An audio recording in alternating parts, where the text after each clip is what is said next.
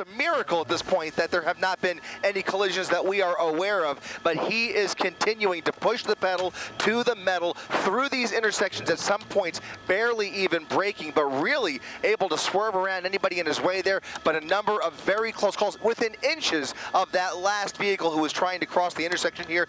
He's easily going over the double yellow lines at times, going the wrong way wherever he has an opportunity, and now he's coming up on a little bit heavier traffic here for the first time, slowing down. They don't have anybody in the area, at least I don't see any sirens in the area, but right now he is now on Firestone Boulevard.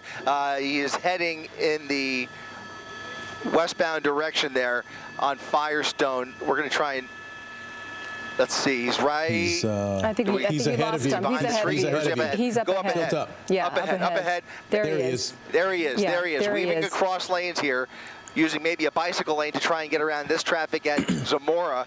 He's along Firestone Boulevard. Again, what I was about to say was that I don't see any units in the area that are prepared to intercept this pursuit. And so right now, we do have LAPD's airship calling it out, but putting this in tracking mode has not worked to their benefit, and it has not had the desired effect of calming this driver down or taking any of the pressure off.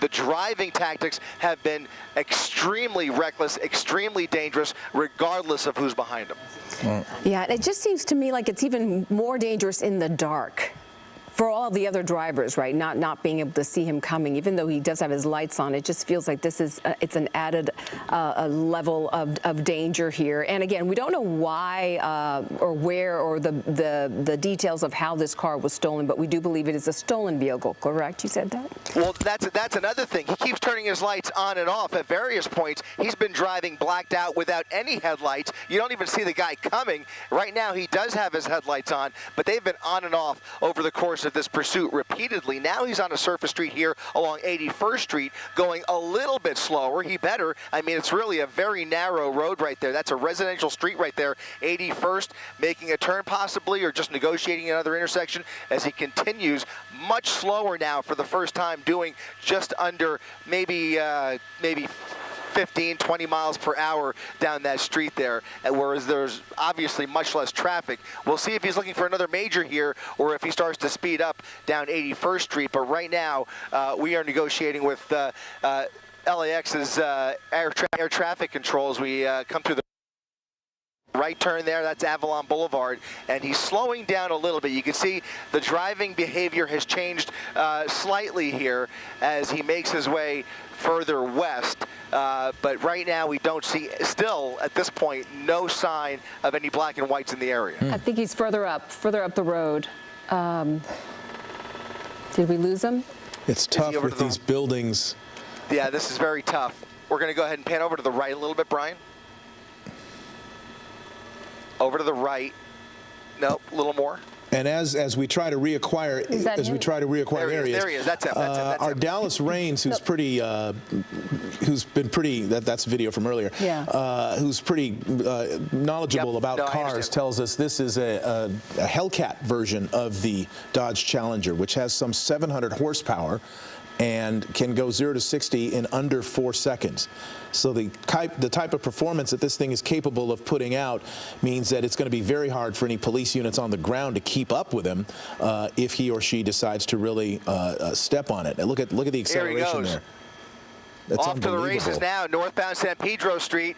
He's on the correct side at this moment. He's dragging something, it almost looked like there for a second. Another busy intersection in oncoming lanes, making a left turn on Florence Avenue, trying to squeeze through any cars. I mean, there were cars going in all different directions in that intersection. He was able to manage to kind of weave his way through here. He's done that numerous times in the past 15 minutes. I mean, this is just so scary, the way he's driving. I cannot believe that we have not seen any collisions, but this has a recipe for disaster if he continues driving like this, especially at these intersections without even slowing down. Once again, pedal to the metal, northbound Main Street at 69th Street, going north in towards downtown LA here, coming behind these apartment buildings. We are on the east side of the 110 freeway, trying to negotiate with air traffic control here as they manage a very busy airspace on a Friday night. You can see he's continuing northbound Main Street here, slowing down just slightly, but lots of traffic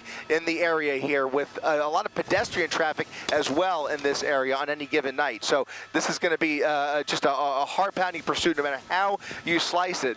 I just hesitate to even guess how this is going to end, but right now he is continuing northbound Main Street into the downtown area here in the next mile or so. No regard for any of the other drivers or pedestrians, as you mentioned. That was that close call right there that you just saw a second ago, video that was shot earlier. I think we're going to show it again. That was just inches. And you talked about a pit maneuver, but because he's making so many turns, I would imagine it's hard to set up a pit maneuver. Well, a pit maneuver would require somebody to get behind him, and at these speeds and the way he's driving, they are having a hard time getting units behind him, especially with all of the traffic. The traffic is a real issue tonight on all of these surface streets. You can see every turn he makes almost. You're seeing a lot of volume, an occasional straightaway here, and that just gives him an opportunity to go even faster. So if they can get somebody behind him, maybe they can cut him off at one of these intersections and just kind of slam up against that back bumper. But, you know, the pit maneuver, while it's been authorized, is really not even a factor at this point, and really neither is a spike strip. Now he's underneath the 110 freeway. Looks like he might be on Slauson there, going to come out the other side. Is he going to come out the other side, or will he keep going? There, no. He did not come out. He did not come out. No. Did he turn around? Did he? Did he foot bail? Did he stop? Did he foot bail? That's the question. Right. Yeah, I see somebody running. Confirmation, this car has not come out. Yes. And we did see someone running.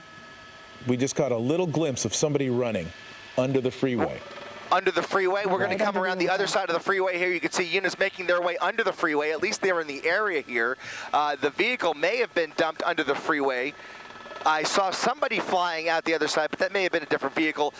He may very well still be underneath the freeway, guys, if he is. He's gotten into another vehicle.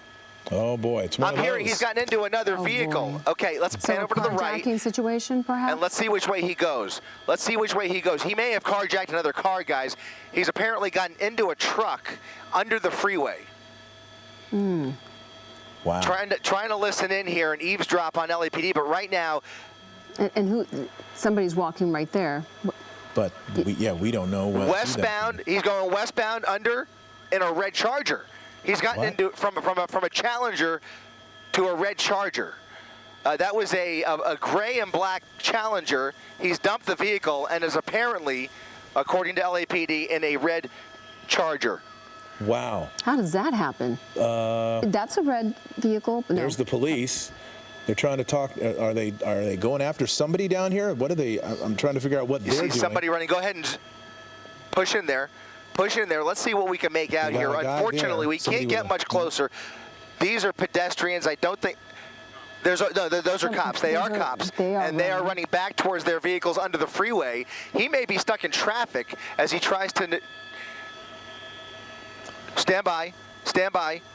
Hoover and Slauson. Hoover and Slauson is where he was spotted? Okay, that is a little bit. He was just spotted at Hoover and Slauson. They're trying to make their way over there.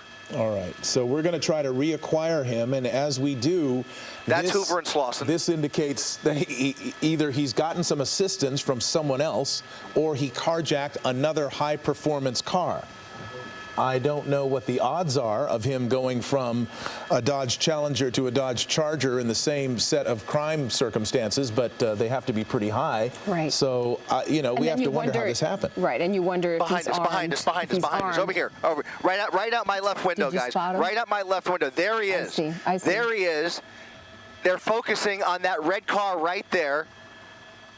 And we'll go ahead and confirm the make and model of that vehicle here in just a second, but they are focusing on that red car right there. That looks like a Chrysler. Yeah. It's a Chrysler 300, not a Dodge Charger. It's a Chrysler 300 that they are now after. You can see the night sun from LAPD up above. Those units that you saw back there at the 110 were trying to get back to their vehicles and now kind of weave their way down here. We'll see what the driving is like here, but right now he is going about the speed limit on Hoover Street with all eyes on him.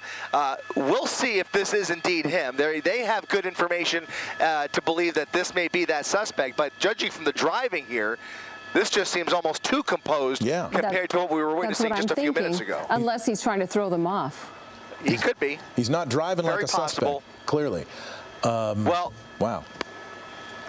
We don't know, and again, we don't know if that is the suspect's vehicle. Here comes LAPD. Whether he was taken by force or They've got what. their eyes on him. They've got their light on him, and we'll see if this is indeed that suspect. He may be trying to blend in here, but they have found him, and we'll see if it is indeed the suspect. He's The LAPD now pulling up from the left and the right.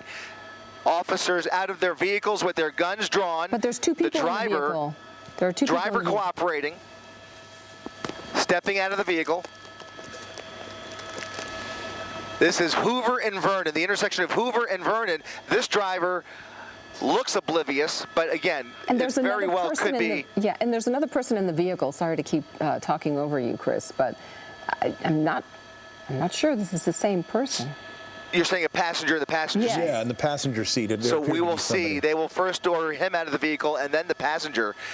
Whether that's a willing passenger or whether that, I doubt it. I mean, I would have presumably, if this was indeed a carjacked vehicle, would be, well, anything's possible. There could have been numerous people that got out of the Charger and then jumped in this car, always a possibility, or this could have been a passenger who was under duress along for the ride here, if this is even the vehicle, but they certainly believe it is. And you can see everybody now converging on this Chrysler 300 that has come to a stop here. The driver proned out on the pavement. The next step will be taking that passenger out, and then they're going to have a lot to sort out here to figure out whether these are the two suspects they're looking for or what the story is here. But something is not adding up. We'll see. These may very well be the two guys, but right now that passenger walking backwards in the direction of LAPD. A lot of confusion back there, as you could tell.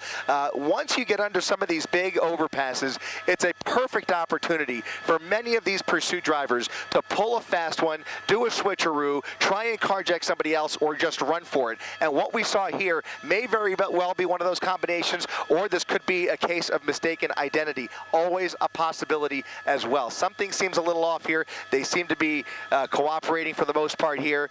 The driving was very slow as he made his way down Hoover, but certainly that could all be part of the act here to try and blend in and try and lose the tail of LAPD. In any event, it hasn't worked if it is them, and now you can see two people about to be placed under arrest. In the Dodge was that we know of, there was only one person in that vehicle, correct? We did not have a number of passengers in that vehicle, so for all we know, there may have been more than one. It was just too difficult. Those windows on that Challenger were very heavily tinted. Never really got a good glimpse inside the car. All we know about that vehicle is that the plates did not match the vehicle, is presumably how this pursuit started in the first place with one of those license plate readers. But you can see now two people about to be detained here, and again, we'll see if they are the two, or if maybe the driver jumped out and took somebody else hostage in that vehicle, in that red car. We'll see. We'll see how they sort this out here. But right now, they are pretty convinced that these are the two, or this is at least the vehicle that they are focused on. Right. Chris, this is now David Ono. We're starting Eyewitness News at 6 o'clock, thanks to Mark and Giovanna. And just to give some folks an idea on what's happening here, this isn't your just basic pursuit. This has been an interesting pursuit with a high-performance Challenger that then went under an overpass and then suddenly disappeared. And from what we understand, though, and Chris, correct me, somehow the driver left the Challenger, and the police at least believe that he got into this car. At first, there were suspicions that he could have carjacked it. It doesn't seem to be the case. Perhaps they think that this is a friend of his, and under the overpass, without the watchful eye of a helicopter overhead, he was able to make the transfer into his buddy's car, but police believe they think they found him. Is that correct? Well, this could be a buddy's car, or it could be that they carjacked somebody, a perfect stranger, underneath that overpass. At one point, there was a report that he was trying to carjack a truck, which leads me to believe that maybe he foot bailed under the overpass and then just started to try and find an unlocked door to try and carjack. But it may be that you're right. It could be that this was a little more coordinated than we give him credit for, and this could very well be the buddy's car. In any event, they are treating both of them as suspects at this point until they can sort the rest out. But they don't really have their attention anywhere else. So if this isn't the two guys, or if this is not the vehicle in question, then the actual bad guy is long gone by now. But they certainly appear pretty convinced that this is the driver of that Charger, at least the driver, and whether the passenger came along with them, well, we'll find that out later. Right. They seem to be very confident here, but we have seen people escape pursuits in the past. It's rare, but it does happen. And by the way, we did show some video of that Charger. It is amazing that that guy, as reckless as he was, did not seemingly hit anybody. You might know differently that he might have had some minor collisions, but he was extremely dangerous. No, I mean, as far as we could tell, there were no collisions, and it really is a miracle because for close to a half hour, he was driving at extreme speeds on surface streets across South LA. This all was initiated by LAPD's Newton division, we picked it up in the Vernon area, made his way all the way down Alameda, and then came towards the 110 freeway. Never got on the freeway as far as I've heard, although there was a report that he might have been on the 5 at one point earlier, but in any event, it was underneath the 110 freeway that he decided to stop the vehicle and then either pull a switcheroo or carjack somebody else. It's pretty much one of those two choices at this point. Right. It's still a mystery. Hopefully we'll get some answers as to what happened. We've got some answers from LAPD. Okay. Apparently the passenger in this Chrysler is the driver of the Dodge Challenger. So this does appear to be a case of a switcheroo under the overpass with a buddy's car, and two people now being placed into custody, but they do have an identity now that does match the driver of the Dodge Challenger. Yeah, a unique approach to trying to get away in a pursuit. And yes, this gives more information to others who want to do this, is perhaps try a switcheroo, but in this case it was unsuccessful. However, it was confusing for a while. There was a little bit of chaos there where we were all confused and wondering what is going on, yet it seems the LAPD is confident in this one. And man, it almost reminds me, David, of a pursuit that we were following last night that they ended up losing, but it came about 130 miles per hour down the 60 freeway into the downtown LA area, where they were able to basically make their way into the tall buildings of downtown LA and lose about 7 helicopters and a boatload of police at the last minute. Once they got into downtown, they were able to get away. Downtown buildings and overpasses are the key ingredient for these guys to lose the police and lose the helicopters. Also parking garages, parking lots, underground apartment buildings, those things are also very friendly for pursuit drivers. In this case, that large overpass of the 110 freeway gave him plenty of opportunity to switch vehicles, but not enough to get away. They were able to keep eyes on him. We saw at one point officers running under the overpass and eventually managing to track this car down and get their guy. All right, we'll stay on top of this, Chris. This has been interesting to watch. We're thankful, though, it didn't end violently. We'll go back to you as we get more information. We want to move on to other news right now. Eyewitness News has obtained new surveillance footage of last night's dangerous hit-and-run crash on PCH. This crash comes just weeks after safety improvements were announced along PCH following the deaths of 4 Pepperdine students in October. And Eyewitness News reporter Michelle Fisher is live now in studio with more on what happened and this video, as well as how the community is responding. Yeah, well, David, of course, we have seen, sadly, many crashes along PCH in Malibu. It's happened far too often, and after this one, the driver took off on foot into the brush. And at last update from the Lost Hills Sheriff Station, well, he's still at large almost 24 hours later. Caught on video, a high-speed hit-and-run along PCH in Malibu. Watch as the southbound speeding driver veers into oncoming traffic, hitting 3 vehicles. The engine of the car flying into the air, bursting into flames, eventually landing on one man's property nearby. I saw parts of the car all over the driveway. The engine was on fire because the engine and the front of the car. It happened Thursday night shortly after 6:30 near Big Rock Canyon Drive. One witness believes that excessive speed was a factor. This guy passed me And I knew it was going to be a wreck by the way he was driving. Like I said, he was probably doing 110 maybe, swerving all over the place. And I watched him pass me and go head on into another car. The sheriff's department says after the crash, the driver took off on foot into the nearby hillside. Eyewitness Eddie Braun chasing after him and capturing this video as he helped with the initial search for the suspect. We're finding the guy, or we're looking for him. He's in there. Authorities believe the speeding driver was badly injured based on the condition of his totaled car. Additional help called in to locate him in the steep and rugged terrain. Ask the desk if they can contact search and rescue. The crash is the latest along PCH and comes just 2 weeks after state and local leaders announced a multi-million-dollar plan for safety improvements along the highway. In October, 4 Pepperdine University students were killed when a speeding driver lost control and crashed into them as they stood alongside the road. And that $4.2 million being invested in safety improvements.